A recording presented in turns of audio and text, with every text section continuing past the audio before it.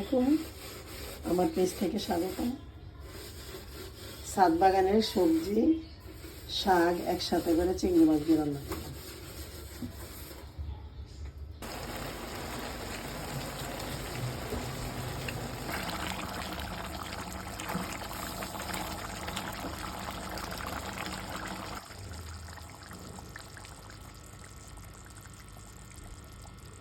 মুরগি ভুনা পেঁয়াজ দিয়ে।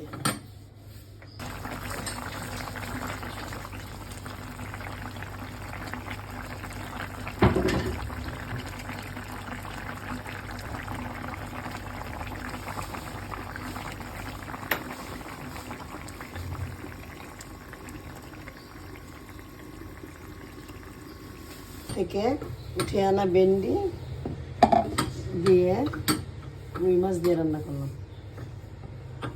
আজ এই পর্যন্তই। সবাই ভালো থাকেন, সুস্থ থাকেন। আবারও দেখা হবে নতুন কোনো ভিডিও নিয়ে। আল্লাহ হাফেজ।